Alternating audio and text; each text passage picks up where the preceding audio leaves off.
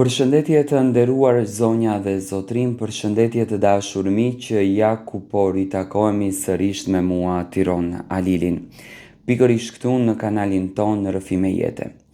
Dua të ndaj sot me ju një nga ngjarjet apo historitë që në fakt mori vëmendjen më të madhe tek shqiptarët. Bëhet fjalë për nusen, e cila në ditën e dasmës vendosi që të befasoj burrin, të vendoj shamin në kokë. Një video që në fakt po qarkullon në rrjetet sociale, ka marrur komente të ndryshme. Videoja është e postuar nga parukierja Selma, por do me thënë është një emocion, një ndjenjë shumë e bukur që realisht unë e vlerësoj dhe doja që ta komentoj në një formë. Ka momente në jetë që nuk planifikohen dot në asnjë mënyrë. Momente që nuk ka nevojë për shumë fjalë, sepse një veprim i vetëm mund të tregojë më shumë se mijëra fjalë. Dhe pikërisht një moment i tillë është historia që qarkullon dhe që ka tërhequr vëmendjen e shumë njerëzve. Një nuse nga Kosova, ajo në fakt e cila e shikoni edhe ju në foto, në ditën më të rëndësishme të jetës së saj, vendosi të bëj diçka që askush në të vërtet nuk e priste, as bashkëshorti i saj. Tani që ta shpjegojmë këtë, sepse shikoj që ka patur dhe komente negative që mua kjo gjë nuk më pëlqen. Të vënurit e shamis në kokë është një mendim dhe është një ndjenjë, është një ndjesi e cila ka ardhur prej kohësh më herët. Do me thënë ai nuse nuk e ka patur pikërisht atë ditë këtë ndjesin dhe e ka vënë atë ditë, jo. Do me thënë ajo ka qenë një ndjenjë e cila ka qenë vite, muaj, ditë në kokën e kësaj vajze, do me thënë edhe në shpirtin e kësaj vajze që e ka ndjerë për ta bërë këtë lëvizjen, por qëllimi për ta vënë shamin, me sa unë e kuptoj, do me thënë është të jetë në një ditë të veçantë, që do me thënë në jetën e saj të ketë dy gëzime. Dhe dita e martesës me partnerin të cilin ajo e ka në shpirt dhe e don, por dhe dita e vënies së shamis që mua më pëlqen që vajza në fjalë e ka manifestuar këtë moment. Në vend që të zgjidhte vetëm një pamje të bukur për ditën e martesës, ajo vendosi që në atë ditë të shfaqej edhe më bukur me shamin e saj të bardhë në kokë, të stolisur me detaje të shkëlqyeshme dhe të krijuar me një pamje elegante, tradicionale, por edhe njëkohësisht shumë moderne.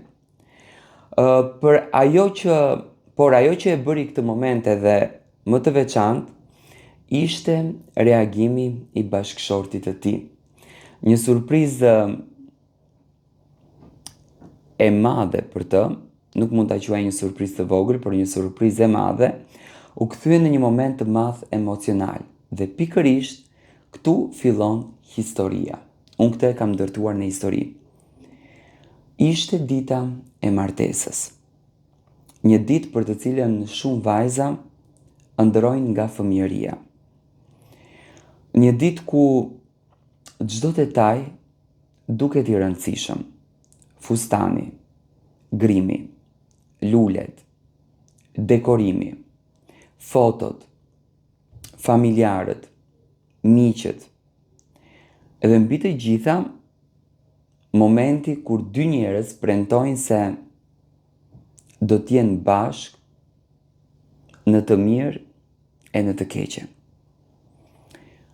Por për këtë nuse, kishte diçka tjetër që e bënte ditën edhe më të veçantë. Ajo kishte vendosur që pamja e saj të ishte e lidhur ngushtë me modestinë, elegancën edhe traditën. Shamia e bardhë nuk ishte thjesht një pjesë e veshjes. Ajo bë pjesë e gjithë kësaj historie të bukur. E bardha, shkëlqimi i gurëve dhe detajet e punuara me kujdes krijuan një pamje që me njëherë, sinqerisht do me thënë, kjo nuse në të vërtet duket ëngjëllore. Por askush nuk dinte se çfarë është surpriza e kësaj gjëje. Tani ju e keni parë skenën, nusja gati, të gjithë e prisnin që ta shohin, buri i emocionuar, por njëkohësisht edhe familjarët e emocionuar, miq të presnin momentin për të bërë fotografitë e para, dhe pastaj nusja shfaqet me shamin e bardhë, me veshjen e saj të stolisur, me një pamje të qetë, elegante, edhe në të vërtet me plot hieshi. Në ato pak sekonda duket sikur koha nuk ndalet, sepse ndonjëherë nuk është e nevojshme të bësh diçka të jashtëzakonshme për të lënë përshtypje, mjafton që të jesh vetvetja. Dhe në këtë rast nusja ishte vetvetja. Dhe kjo ishte pikërisht ajo që shumë njerëz pan në këtë pamje. Një nuse që nuk po kërkon thjesht të dukej bukur, por ajo shfaqte një pjesë të identitetit të saj dhe një pjesë të traditës që realisht është shumë e rëndësishme. Një pjesë të mënyrës se si imagjinonte ditën e saj të çmuar të martesës. Dhe këtu vjen pjesa që e bëri historinë edhe më interesante. Bashkëshorti i saj nuk e kishte pritur në të vërtet këtë pamje.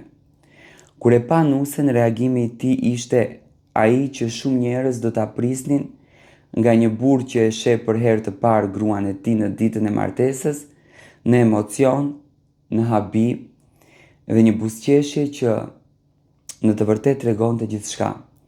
Sepse ndonjëherë një burr mund të mos gjej fjalët e duhura, mund të mos di çfarë të thotë, por fytyra e tij tregon gjithçka në thelb dhe pikërisht këto momente janë ato që realisht mbeten në kujtesë, jo vetëm për çiftin, por edhe për familjarët, për miqtë, për njerëzit që ishin aty dhe për ata që më vonë e pan momentin në rrjetet sociale. Në Kosovë, dasmat kanë gjithmonë një lidhje të fortë me traditën dhe me fen. Edhe pse mënyra organizimit të dasmave ka ndryshuar shumë, me kalimin e viteve, shumë çifte vazhdojnë të ruajnë elementet të çmuara fetare, nga veshjet tek muzika, nga zakonet familjare dhe gjithçka tjetër. Unë sinqerisht jam shumë i lumtur që kjo nuse ka hedhur këtë hap të rëndësishëm dhe ka bërë në fakt të lëvizje të rëndësishme. Unë uroj të gjitha të mirat dhe dua ta falenderoj për këtë emocion dhe për këtë surprizë që na fali të gjithë ne të cilët e ndjekim edhe e duam këtë çift.